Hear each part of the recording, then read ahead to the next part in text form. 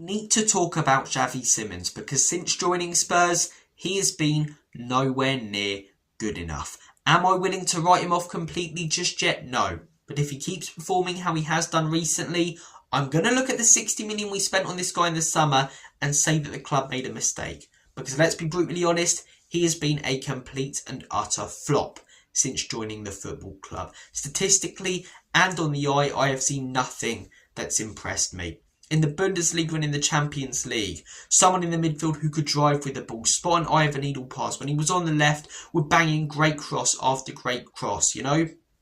Someone who was agile, would shove off players like they're not even there, use his body when he was getting pressed by 2 or 3 to find a way through. Since joining the Premier League, he's really struggled to adapt to the pace and physicality. That split second less on the ball is not allowing him to dictate games. You know, and therefore every time he's on the ball he looks nervous and he's afraid to play an ambitious pass in case he loses it. That agility that was really working, that was one of his biggest strengths in the Bundesliga, in the Premier League, see none of it. He's getting shoved off the ball, shoulder barged off the ball constantly by stronger players than him. He looks weak, he looks nimble. He's someone like a Sander Berger or a Norgard's dream at the moment. A weak, nervous attacking midfielder afraid to take on his man. Bang! Shove them off the ball. Let them know you're there. Break them a few minutes into the game. It's brutal, but that's what defensive midfielders will be thinking in the Premier League. And that's what someone like Paulinho would be thinking if he played for an opposition team and was coming up against Xavi Simons. There's no excuse now of, he hasn't been played in the 10. Because when he was putting in a few poor performances on the left, I made a video saying play him in the 10 and I believe it'll work. I got that wrong. It hasn't worked. He's played multiple games in a 10, multiple games on the left, and he's been just as bad in one position than the other. He's been nowhere near good enough since joining the football club. As I say, he looks weak, he looks nervous, he's heading into every single game more in his own head than he was the last. Because he knows the pressure's on him. He's probably thinking about the price tag. Not necessarily his fault, but that price tag was there for a reason. It's because he performed so well in his last league. And he's really struggling in the Premier League. He's seeing the memes on social media. Players look at what's going on social media. They might not admit it, but you can tell by the few that do. You can tell by retired players that talk about it. Like Ben Foster, you know. The players look at social media constantly, always on their phones. It's not healthy to, probably wouldn't recommend it, but he's seeing all of these memes. He's seeing people laughing at him. He's knowing that he had that massive 60 million price tag that Spurs fans were saying he's going to be better than Eze, you know, let it all work out and all of that. And game after game, he's stinking the place up. You know, on the ball, he's not spotting any of those fantastic passes that he was in the Bundesliga. On the left, his crossing's been terrible.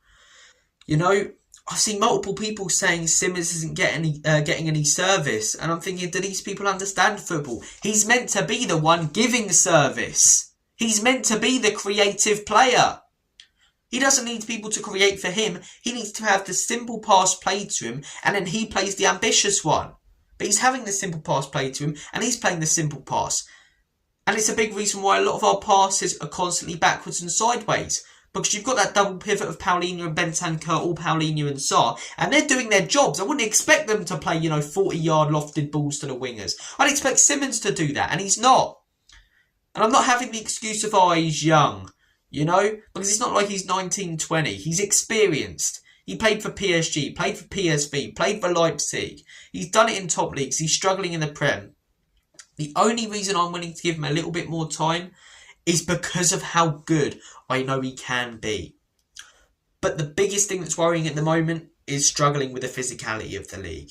Because that's not something that's going to change. He's not going to, suddenly bulk up in a couple of weeks. So he really needs to play to the rest of his strengths. If he doesn't, January, honestly, I might be ready to call him a flop already. And just say, not good enough. And I know I said earlier he's been a flop, but I said he's been a flop up to this point. I'll write him off in a few months if he keeps performing like this. And yes, the price tag isn't his fault, but he created that price tag based on his performances at his former club, and the performances since joining Spurs have been nowhere near good enough. Talked about a few of the on-the-eye things. Let's talk about the stats. 7 appearances in the Premier League, including substitute appearances. 0 goals, an XG of 0.28, so a real threat for opposition goalkeepers. I'm sure they're having nightmares about this guy. 1 assist. AA of 0.6. No, that's not John Cena's finishing, or it is John Cena's finishing move, but that's not what I mean. I mean expected assists. 0.6. So it's not like, you know, he's not scored any goals. He's got 1 assist, but he could have had many more. He's quite lucky to actually have 1 assist. You know, when you look at his average assists and expected assists, 0.6 touches in the opposition box, 8 in 7 games. That's just over a 1 touch in the opposition box a game. He's an attacking midfielder or a left winger. He's got an average SofaScore rating since joining Spurs this season of 6.73. His last 5 games have all been below 7. 6.4 against Wolves, 6.2 against Leeds, 6.4 against Villa, 6.7 against Everton, 6.7 against Chelsea. I don't know how he got a 6.7 against Chelsea. In my opinion, that's been his worst game since joining Spurs. Led to the goal as well, his mistake. I know, you know, Mickey can be strong within the tackle, but it's such a soft pass from Xavi, and it's a backwards pass as well. He's in a position there where he can turn on the ball, and probably would have done when he was at Leipzig, and start to drive forward. But because he's so afraid of, you know, driving and then losing the ball, or playing an ambitious pass and then losing the ball, he goes for safety, and there's no greater danger than playing it safe. When he goes for a safe pass and he loses it, he gets scrutinised and called out and slated far more than he ever would have done if he went for an ambitious pass or something exciting, and it wouldn't have worked out. You know, I'm looking at someone like Kudu's been a flair player since joining Spurs. I expected Simmons to be. He's been a complete letdown. Can Frank get a little bit more out of him? I don't know if he can, maybe consistently play him in one position, whether that's the left or the attacking midfielder role.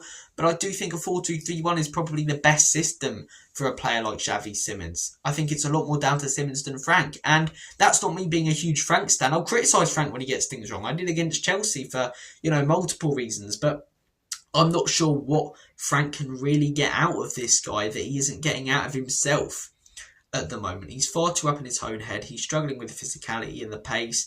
He's lacking any confidence, and opposition players are preying on that. And I guarantee you opposition managers are looking at that guy saying, just let him know you're there, knock him off the ball a few times. If you get a booking, you get a booking. But look at the way he was just dealt with in that Chelsea game by, you know, Caicedo or Enzo constantly covering for each other on the left and centrally.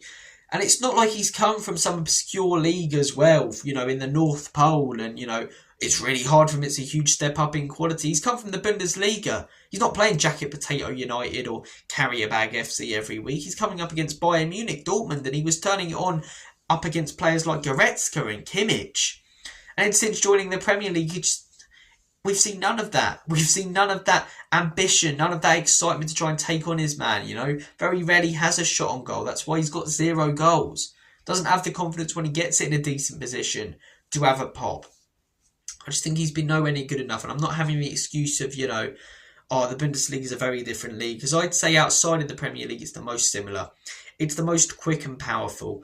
I'd say the French league is probably the quickest league. The league played most on pace, but there's not much physicality in there. In the Bundesliga, there's a decent amount of physicality, decent amount of pace. Italian league, a lot of physicality, real lack of pace. And the Spanish league very much focused on tippy-tappy, so not much of either, in all honesty. And yeah, I get that someone like Florian Wirtz in a similar position has come into the Premier League and struggled and not really hit the ground running. But someone like Nick Voltemade has come into the Premier League from the exact same league, and I get it's a different position, but he's been so good. So I'm not having the excuse of he hasn't played in his favoured position yet. I'm not having the excuse of, you know, he's come from a worse off league. There are no excuses to be made for this guy so far. You've got to say it how it is, or, you know, say it how I think it is. And the way I think it is he's been nowhere near good enough, and he keeps performing like this. Fans are going to continue to turn. Fans are not going to stand for it much longer. It's not his fault, the price tag, you know, but he brought that price tag on himself by performing so great at his previous clubs. And yeah, fans are going to have that price tag in the back of their head. They're going to keep watching this guy and think, this is the guy that we laughed at Arsenal at, you know, when they got Eze and we got him. Just been nowhere near good enough. And it's really gutting. It really is. When I look at the players that we missed out on in the summer, Gibbs White's probably the one we could really do with now. Someone with a bit of physicality in that midfield that can drive with it. But yeah, we're relying on this guy in that midfield, especially in the 4-2-3-1, to be the creator. And yeah, just not been it. When you've got someone like Paulinho, Bentancur, Paulinho, Sarr, Bissouma, even if he's there, even Bergvall, you know, these are 6s and number 8. You're a natural 10 that can also play as a 7, Sonny's number on the left. And his crossing as well, You know, a crossing accuracy of 18, a successful crosses percentage of 18%.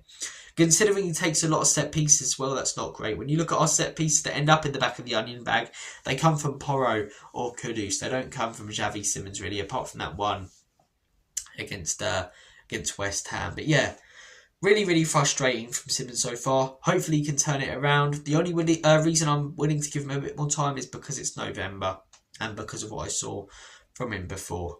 Come January, February, I'd be a hypocrite if I went give him more time, and I didn't do the same with someone like Richarlison when he first joined Spurs, was flopping just as much, and we paid the same price tag for him. So he's got to turn it on, Simons. Please shut me up, make me look back on this on this video in a few months and say what an idiot. You know, why didn't I spot this thing he was doing that was definitely going to lead to, you know, him becoming a superstar? But at the minute, I'm not seeing it. I'm really not. Guys, I'm going to make like a banana and split. Take care of yourselves, as always and forever. Come on, you Spurs.